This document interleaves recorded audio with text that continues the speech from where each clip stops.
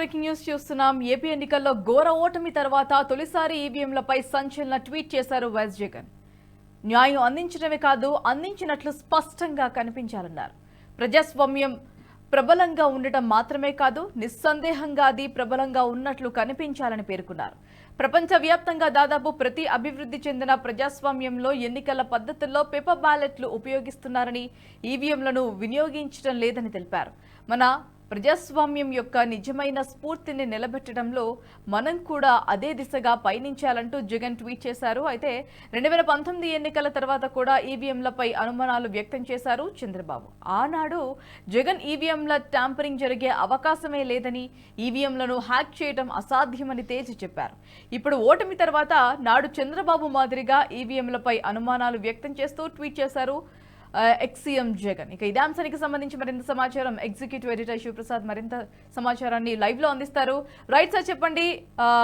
Jagan tweet పై పలు comments కూడా మనం చూస్తూనే ఉన్నాము, చాలా అరాచకంగా ఉన్నాయి.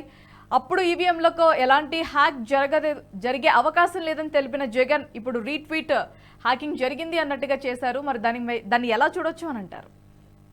దీని మీద ఇప్పటికే ఒక రకమైనటువంటి ఉద్యమం లాగా చేస్తున్నారు వాళ్ళు, వైఎస్ఆర్సీపీ వాళ్ళు. కేవలం 11 స్థానాలు మాత్రమే గెలుచుకున్నటువంటి పరిస్థితుల్లో న్యాచురల్ గా చాలా ఘోర అవమానం.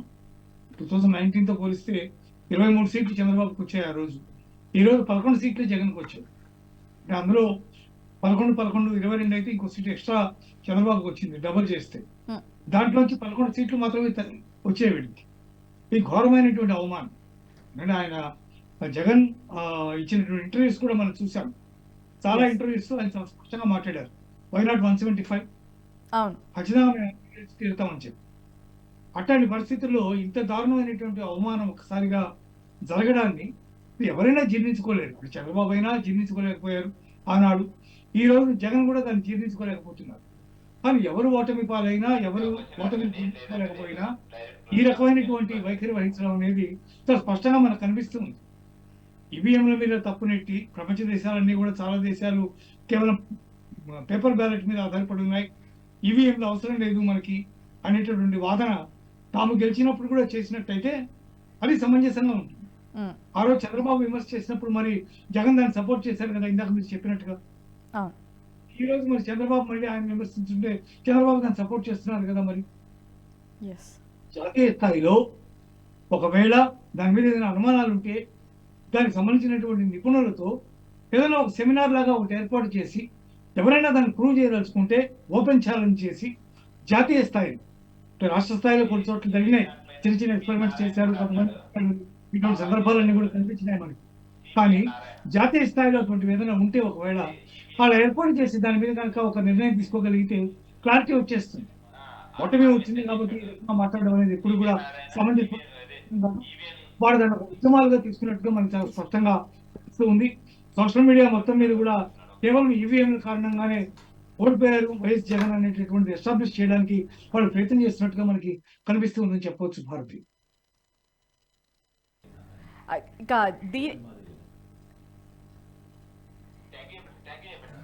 సిపిఐ నారాయణ కూడా ఇదే అంశానికి సంబంధించి ట్వీట్ చేశారు.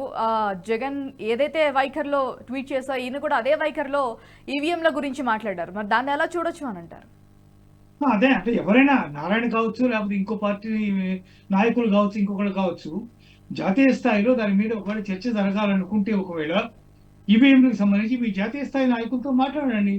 పార్లమెంట్ లో దీనికి సంబంధించినటువంటి అంశాన్ని లేవనెత్తండి.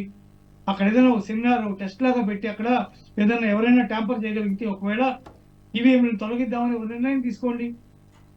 తీసుకున్న ప్రకారం మీరు ఏదైనా దాన్ని ప్రూవ్ చేయగలిగితే ఒకవేళ జాతీయ స్థాయిలో మీ వాదన కూడా బలం ఏర్పడుతుంది. మనం ఓడిపోయినప్పుడు, లేకపోతే మనకి ఏదైనా ఇబ్బంది కలిగినప్పుడు, అట్లాంటప్పుడు ఏకీభవించినందుకు కలిగే ప్రయోజనం ఏంటి? అంటే నారాయణ జగన్ వ్యతిరేకంగా వ్యాఖ్యలు చేసినటువంటి సందర్భాలు చాలా ఉన్నాయి. ల్యాండ్ టైటిలింగ్ యాక్ట్కి సంబంధించి కానీ, లేకపోతే అనేక రకాల పట్టాదారు పాస్ పుస్తకాలకు సంబంధించి కానీ అనేక రకాల వ్యాఖ్యలు ఆయన పొలంలో కూర్చొని ఆయన మాట్లాడినటువంటి సందర్భాలు కూడా చాలా ఉన్నాయి. ఇట్లాంటి నేపథ్యంలో ఇప్పుడు దీన్ని జగన్ చేసినటువంటి కామెంట్ని ఆయన సపోర్ట్ చేశారా, లేకపోతే అది ఆయన యొక్క స్టాండర్డ్ ఒపీనియనా అనేది తెలియాల్సి ఉంది. మరి స్టాండర్డ్ ఒపీనియన్ అయితే ఒకవేళ మీ జాతీయ స్థాయిలో మీకు పెద్ద పెద్ద నాయకులు ఉన్నారు కాబట్టి, మీరు కూడా జాతీయ స్థాయి నాయకులే కాబట్టి, మీరు అక్కడ దాన్ని ప్రస్తావించి దానికి సంబంధించి ఏదైనా ఒక క్లారిటీ తీసుకోండి. అప్పుడు తేడా వచ్చేస్తుంది కదా.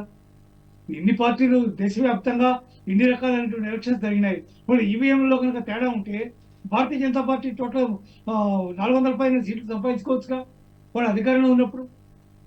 వాళ్ళు ఇంకో 2 పార్టీల మీద ఎందుకు ఆధారపడాల్సినటువంటి పరిస్థితి ఏర్పడింది వాళ్ళకి. మరి ఈ అంశాన్ని కూడా పరిగణలోకి తీసుకోవాలిగా.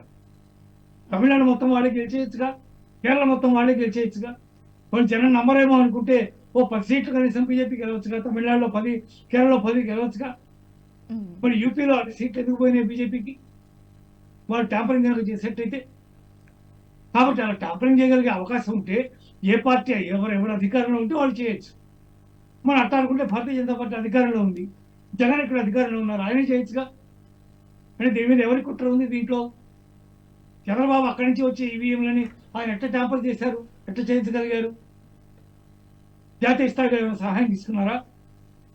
కూడా అలా సహాయం తీసుకుంటే జాతీయ స్థాయిలో సహాయం చేయగలిగినటువంటి ప్రభుత్వం ఉన్నప్పుడు వాళ్ళ ఈవీఎంలు వాళ్ళే ట్యాంపర్ చేసుకోవచ్చుగా, అక్కడ వాళ్ళే గెలవచ్చుగా. మరి వాళ్ళు ఎందుకంత తక్కువ సీట్లు తెచ్చుకున్నారు? ఇవన్నీ ప్రశ్నలు ఉన్నాయి దీని మీద. వీటన్నిటికీ సందేహాలు అన్నీ మిగులుతాయి తప్ప సమాధానాలు దొరకవు. ఎవరు ఓడిపోతే వాళ్ళ రకమైనటువంటి వ్యాఖ్యలు చేయడం సామాన్యమైనటువంటి అంశంగా మారిపోయింది. అది చంద్రబాబు కావచ్చు, కానీ జగన్ కావచ్చు, ఎవరైనా కావచ్చు.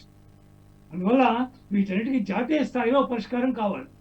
ఇప్పుడు అట్లా కనుక అనుకుంటే ఒకవేళ పార్లమెంట్లో పెట్టి దాని మీద సందేహాలు లేవనెత్తి మాకు ఈ రకమైనటువంటి టెస్ట్ కావాలి దాని మీద అని డిమాండ్ చేసి చేయించుకోండి. అదే జరిగితే క్లారిటీ వచ్చేస్తుంది కదా. అప్పుడు దీని మీద ఎవరు మాట్లాడే అవకాశం ఉండదు. కానీ దీని ఒక ఉద్యమంలాగా సోషల్ మీడియాలో జగన్ సైన్యం అంతా దీన్ని ముందుకు తీసుకెళ్ళి కేవలం అందుకే జగన్ ఓడిపోయాడు, అంతగా చంద్రబాబు కెపాసిటీ కాదు మరి దాన్ని ప్రూవ్ చేయాలని అనుకుంటే ఓట్లేసిన ప్రజలందరికీ తెలుసు ఏం జరిగిందో. దాన్ని ఇప్పుడు మీరేం మార్చలేదు కదా. అలాంటప్పుడు మీరు ఉద్యమం చేసి మాత్రం ప్రయోజనం ఏమిటి? నమ్మే జనం అయితే ఆ రోజు నమ్మి ఓట్లు వేసేవాళ్ళు. అది వేయలేదు అంటే దాని అర్థం ఏంటి? నమ్మట్లేదనే కదా. ఈరోజు ఈ రకమైన ప్రచారం ద్వారా ఏం చేయదలుచుకున్నారు తెలియదు. అందుకని ఇట్లాంటివి లేవనెత్తడం వల్ల సమస్య పరిష్కారమూ కాదు, మిగిలిన దేశాలు మన ఫాలో కూడా అవ్వట్లేదు.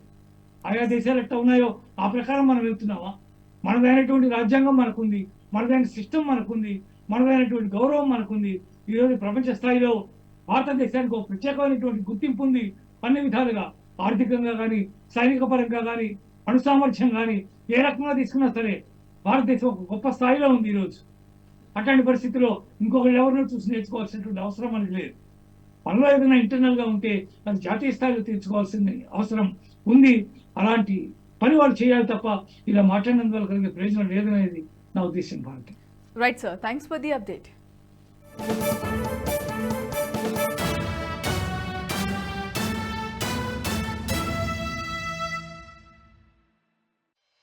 ఈ వీడియో మీకు నచ్చినట్టయితే లైక్ చేయండి, 10 మందికి షేర్ చేయండి. అలాగే కామెంట్ల రూపంలో మీ అభిప్రాయాలను మాతో పంచుకోండి. Nationalist hub group of channels ను సబ్స్క్రైబ్ చేసుకుని తెలుగునాట జాతీయవాద జర్నలిజాన్ని ప్రోత్సహించండి. ఈ వీడియో కింద ఉన్న బెల్ ఐకాన్ పై క్లిక్ చేయడం మర్చిపోవద్దు.